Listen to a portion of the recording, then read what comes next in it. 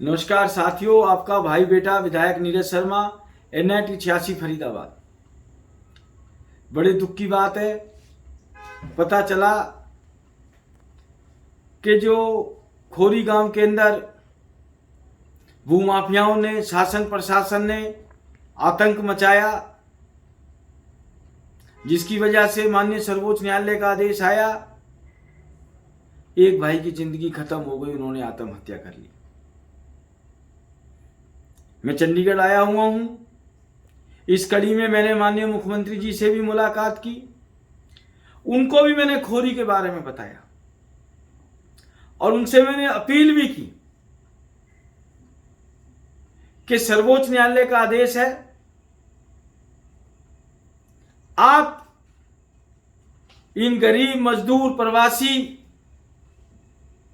लोगों के पुनर्वास के लिए कोई ठोस योजना बनाएं। कुछ उनमें से लोग ऐसे हैं जो हरियाणा के निवासी हैं, कुछ दिल्ली सरकार के निवासी हैं, उनकी वोटें दिल्ली की हैं, आधार कार्ड दिल्ली की हैं, और बिना राजनीति के हरियाणा सरकार, दिल्ली सरकार आपस में बैठे अपनी अपनी जिम्मेदारी ले और जो व्यक्ति जहां का नागरिक है या जो वहां पर रह रहा है उन सबको पुनर्वास किया जाए। दूसरा, सरकार को कभी भी जनता के संग दोहरे मापदंड नहीं रखने चाहिए। एक तरफ वो जो दिल्ली मुंबई कॉरिडोर निकलना है भारतमाला प्रोजेक्ट के अंतर्गत, वहां अवैध निर्माणों को बचाने के लिए ग्रीन बेल्ट उजाड़ दी गई है। माननीय मंत्री नितिन गडकरी जी पत्र लिख रहे हैं, मैंने विधानसभा में कॉलिंग अटेंशन मोशन लगाया, डिपार्टमेंट ने लिख के दिया, विधानसभा को आश्वासन दिया कि हम अवैध निर्माण हटाएंगे। अवैध निर्माण तो 1 इंच भी नहीं हटा और कई किलोमीटर लंबी ग्रीन बेल्ट तबाह कर दी। NHAI से बात करो, वो एडमिट करने को तैयार नहीं कि किसकी परमिशन से उन्होंने ग्रीन बेल्ट काटी। HSBP से बात करो, वो भी जिम्मेदारी लेने को तैयार नहीं। वन की जमीनें, हमें वन भी चाहिए, ऑक्सीजन भी चाहिए, पर्यावरण भी चाहिए। एक तरफ गरीब उजाड़े जा रहे हैं और दूसरी तरफ मात्र कुछ अवैध निर्माणकर्ता जो कोर्ट कचहरी सब जगह केस हारे पड़े हैं, उनको बचाने के लिए हरित पट्टी गायब, प्रोजेक्ट की DPR में बदलाव, और फरीदाबाद की जनता पे कई सौ करोड़ का आर्थिक वजन पड़ने वाला है। सीवरेज की लाइन शिफ्ट होगी, बिजली की लाइन शिफ्ट होगी, ट्यूबवेल शिफ्ट होंगे, सबका पैसा लगेगा। और इस कड़ी में आप सबको पता है, जो हमारे फरीदाबाद से सांसद हैं माननीय कृष्णपाल गुर्जर जी, मैं उनसे अपील भी करना चाहूंगा। ये सौभाग्य है फरीदाबाद का कि वो भारत सरकार में मंत्री हैं, मंत्री भी सामाजिक न्याय एवं अधिकारिता मंत्रालय, और फरीदाबाद में लोग उनको फरीदाबाद के मुख्यमंत्री के नाम से भी जानते हैं। माननीय कृष्णपाल जी तुरंत भारत के प्रधानमंत्री जी से बात करें, क्योंकि सुप्रीम कोर्ट के निर्णय के ऊपर सिर्फ अध्यादेश आ सकता है कि मेरी लोकसभा का मसला है, मेरे लोगों का मसला है। और हरियाणा सरकार सबसे पहले, मैंने पहले भी ये बात कही है, पत्र भी लिखा है, सरकारी महकमा बिजली बोर्ड कैसे लाइट चल रही थी, थाना चौकी सूरजकुंड थाने के अंदर आप एक बोर ठीक कराना जाओ, पुलिस आ जाती है, इतनी चौकस रहती है पुलिस। इतने हजार लोग कैसे बच गए? हर जगह गरीब का आशियाना ही क्यों उजड़ता है? ये जितने बड़े बड़े फार्म हाउस हैं, 5 स्टार होटल हैं, इनकी तरफ शासन प्रशासन कोई क्यों नहीं देख रहा है? क्या ये वन की जमीन नहीं है? क्या ये सामलात जमीन नहीं है? क्या यहां जितने निर्माण हैं सारे वैध हैं? सिर्फ गरीब के ऊपर ही कुलाड़ा क्यों चल रहा है?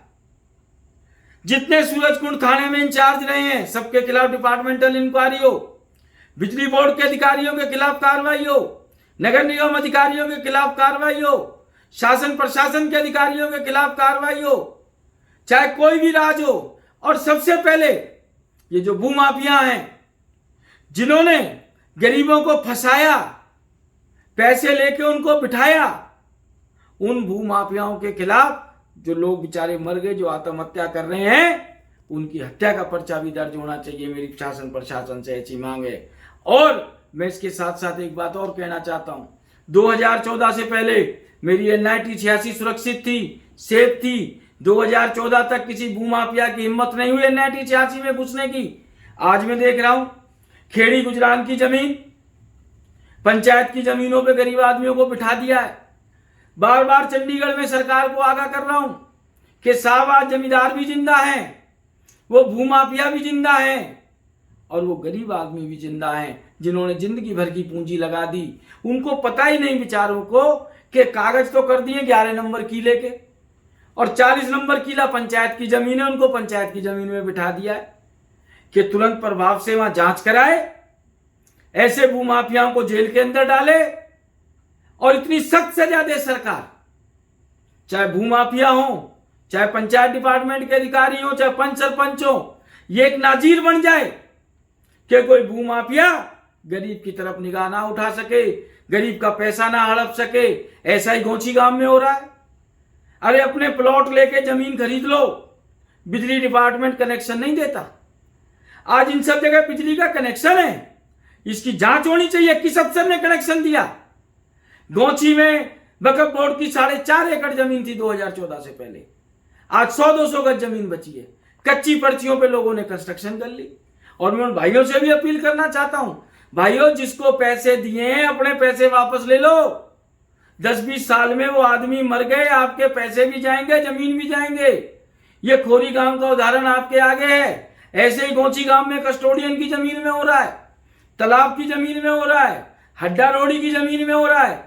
और शासन प्रशासन में ऐसा कोई व्यक्ति नहीं, फरीदाबाद से लेकर चंडीगढ़ तक, जिसके संज्ञान में ये बात ना हुई हो। पर इन भूमाफियाओं के हाथ इतने बड़े हैं, और मैं बड़े दुख के साथ कह रहा हूं कि 2014 के बाद ये भूमाफिया दिन दुगनी रात चौगनी तरक्की कर रहे हैं, गरीबों को लूट रहे हैं, शोषण कर रहे हैं। तुरंत प्रभाव से सरकार को इन पे कार्रवाई करनी चाहिए। और अंत में मैं फिर पुनः एक बात कहना चाहूंगा कि हरियाणा सरकार, दिल्ली सरकार आपस की राजनीति सब छोड़ के, जिस भी भूमाफिया ने खोरी जमालपुर में किसी भी गरीब आदमी का 1 रुपया खाया है, उसको सख्त से सख्त सजा दो और इन लोगों के पुनर्वास की व्यवस्था करो। 2 से 2.5 हजार फ्लैट मेरी डबुआ कॉलोनी में पड़े हैं, वहां पर भी सरकार चाहे इनको बसाए। और भी बहुत सी जगह है फरीदाबाद में, क्योंकि देश के प्रधानमंत्री माननीय नरेंद्र मोदी जी ने कई बार कहा है कि मेरा सपना है 2022 तक हर व्यक्ति को अपना घर मिले, और एक तरफ यहां हम घर उजाड़ने की बात कह रहे हैं। इन्हीं सब बातों के साथ आपका बहुत बहुत धन्यवाद। आपका भाई, आपका बेटा विधायक नीरज शर्मा, NIT 86 फरीदाबाद। जय हिंद,